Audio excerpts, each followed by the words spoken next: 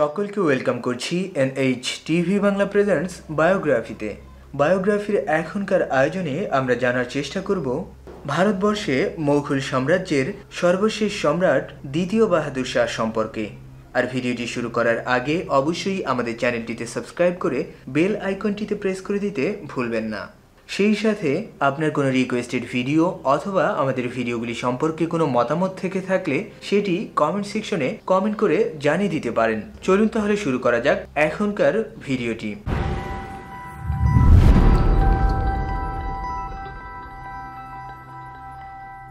বাহাদুর শাহ এর পুরো নাম হচ্ছে সম্রাট বাহাদুর শাহ জাফর, যিনি হচ্ছেন দ্বিতীয় বাহাদুর শাহ বা মোঘল সাম্রাজ্যের শেষ সম্রাট।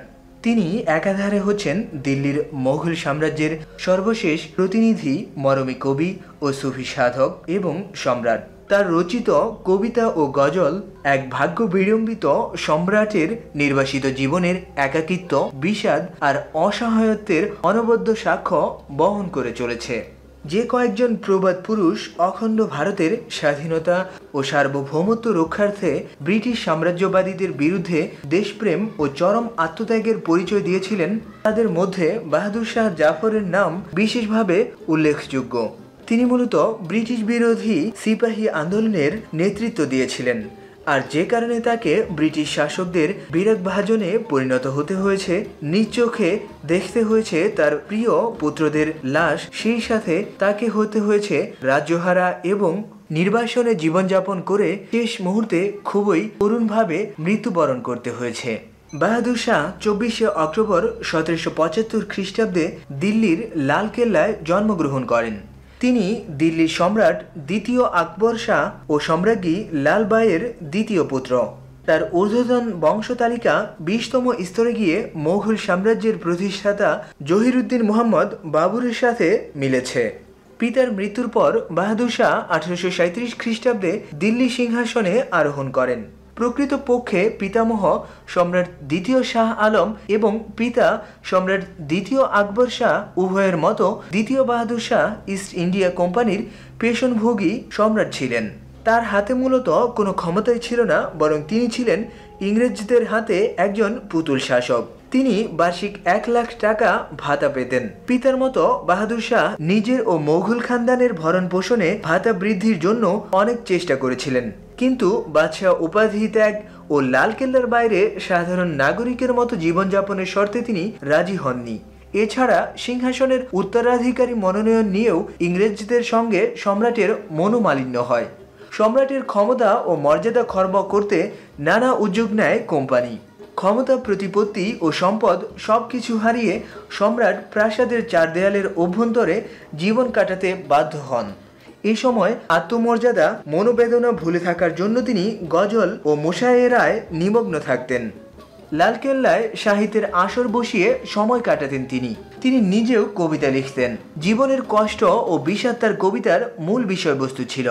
তার কবিতা ছন্দে ছন্দে দুঃখ ও বিষাদের সাথে দেশ ও জাতির পরাধীনতার কথা বিধৃত হয়েছে।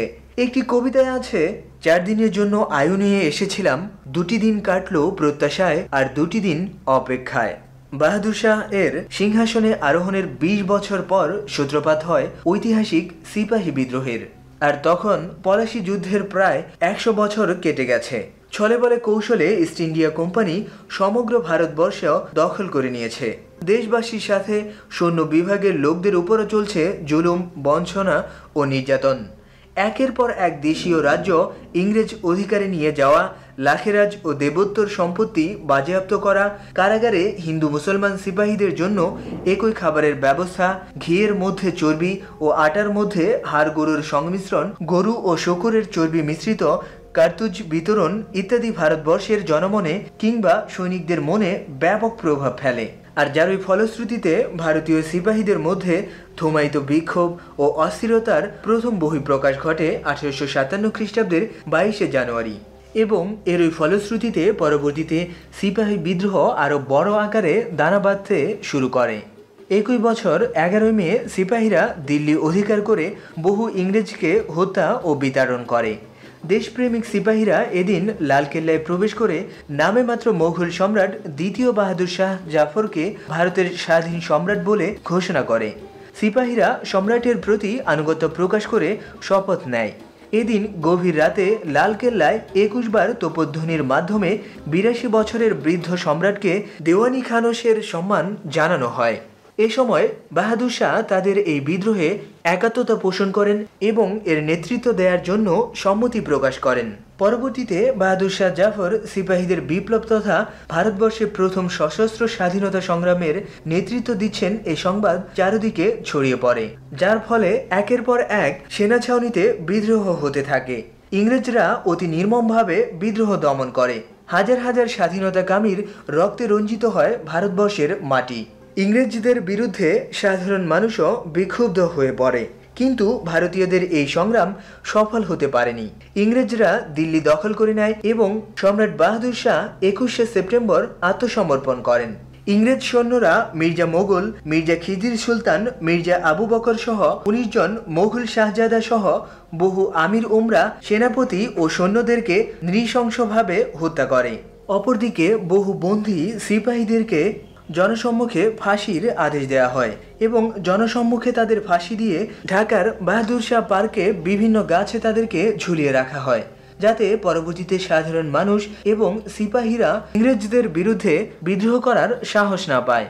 পরবর্তীতে ঢাকার যে পার্কটিতে সিপাহী বিদ্রোহীদেরকে হত্যা করে ঝুলিয়ে রাখা হয়েছিল, সেই স্থানটির পূর্বের নাম ছিল আন্টাঘর এবং পরবর্তীতে ব্রিটিশরা এর নামকরণ করেছিল ভিক্টোরিয়া পার্ক। সিপাহী বিদ্রোহের ১০০ বছর পূর্তি উপলক্ষে সিপাহী বিদ্রোহের শহীদ এবং বিদ্রোহী সে সকল সৈন্যদের সম্মানার্থে, সেই সাথে বাহাদুর শাহ এর সম্মানার্থে এই পার্কটির নামকরণ করা হয় বাহাদুর শাহ পার্ক, যেই পার্কটি এখনও বিদ্যমান রয়েছে। আপনি চাইলেই ঢাকার জগন্নাথ বিশ্ববিদ্যালয়ের সামনে লক্ষ্মীবাজারে গেলেই এই পার্কটি দেখতে পাবেন। সেই সাথে সেখানে বাহাদুর শাহ ও সিপাহীদের সম্মানার্থে নির্মিত এক গম্বুজ বিশিষ্ট স্মৃতি স্তম্ভটিও দেখতে পাবেন। সিপাহী বিদ্রোহের সময় সম্রাট বাহাদুর শাহকে বন্দী করার পর তাকে বিচারের নামে প্রহসনের আদালতে দাঁড় করানো হয়। হাজির করা হয় বানোয়াট সাক্ষী। বিচারকরা রায় দেন দিল্লির সাবেক সম্রাট ১০ মে থেকে ১ অক্টোবর পর্যন্ত ব্রিটিশদের বিরুদ্ধে বিদ্রোহ সংগঠনের দায়ে অপরাধী। তার চরম শাস্তি হিসেবে মৃত্যুদণ্ড হওয়া উচিত, কিন্তু তার বার্ধক্যের কথা বিবেচনা করে প্রাণদণ্ডাদেশ না দিয়ে নির্বাসনে পাঠানোর সুপারিশ করা হয়। প্রথমে দিল্লি থেকে কলকাতায় এবং কলকাতা থেকে জাহাজে করে তাকে ইয়াঙ্গুনে পাঠানো হয়। তার সঙ্গে ছিলেন স্ত্রী জিনাত মহল, ২ পুত্র জওয়ান বক্স ও আব্বাস বক্স, পুত্রবধূ রৌনক জাহান ও এক নাতনি। ইয়াঙ্গুনের বিখ্যাত শোয়েডন প্যাগোডার পূর্ব পাশে ৬ জিওয়াকা সড়কের একটি বাড়িতে বাহাদুর শাহ ও তার স্বজনদের রাখা হয়। তখন এটি ছিল সেনা ছাউনি। তাদের জন্য বরাদ্দ ছিল মাত্র ৪টি কক্ষ। সেখানে বাহাদুর শাহকে লেখার কলম ও কাগজ পর্যন্ত দেওয়া হয়নি। ১৮৬২ সালের ৭ নভেম্বর বাহাদুর শাহ মারা গেলেও নতুন বিদ্রোহের আশঙ্কায় সে খবরটি তখনই জানানো হয়নি। নেলসন ডেভিস ব্রিটিশ ঊর্ধ্বতন কর্মকর্তাদের কাছে জানান ১ সপ্তাহ পর। দিল্লিতে তার মৃত্যুর খবর জানানো হয় ১৫ দিন পর। জীবনের শেষ বেলায় তার তদারকির দায়িত্বে থাকা ব্রিটিশ সেনা কর্মকর্তা ক্যাপ্টেন ডারিস লিখেছেন, আবু জাফর শুক্রবার ভোর ৫টায় মারা গেছেন। ওই দিন বিকেল ৫টায় তার দাফন সম্পন্ন করা হয় ইসলামী রীতি অনুযায়ী। একজন মাওলানা তার জানাজা পড়ান। পাঞ্জাব হাইকোর্টের সাবেক প্রধান বিচারপতি জিডি গোমেজ তার বই দ্য লাস্ট মোগলে লিখেছেন, তার কবরের চারপাশে বাঁশের বেড়া দেওয়া হয় এবং উপরে ঘাসের আচ্ছাদন দেওয়া হয়। আর এরকম করার পেছনে ইংরেজদের উদ্দেশ্য ছিল মূলত এই বাঁশের বেড়া একসময় নষ্ট হয়ে যাবে, ঘাসগুলো গোটা জায়গা আচ্ছাদিত করে ফেলবে, কোথায় সর্বশেষ মোগল সম্রাট শায়িত আছেন তার চিহ্ন কেউ খুঁজে পাবে না। ইংরেজরা খুব ভালোভাবে জানত ভারতবর্ষের জনসাধারণের মনে এই সম্রাটের প্রভাব কতখানি, কিন্তু তাদের এই প্রচেষ্টা সফল হয়নি। পরে তার আসল কবর আবিষ্কৃত ও সমাধিসৌধ নির্মিত হয়। সম্রাটের প্রিয়তমা স্ত্রী জিনাত মহল মারা যান ১৮৮৬ খ্রিস্টাব্দের জুলাই মাসে। সম্রাটের কবরের পাশেই তাকে সমাধিস্থ করা হয়েছে। সম্রাটের শেষ ইচ্ছা ছিল স্বদেশের মাটিতে সমাহিত হওয়ার।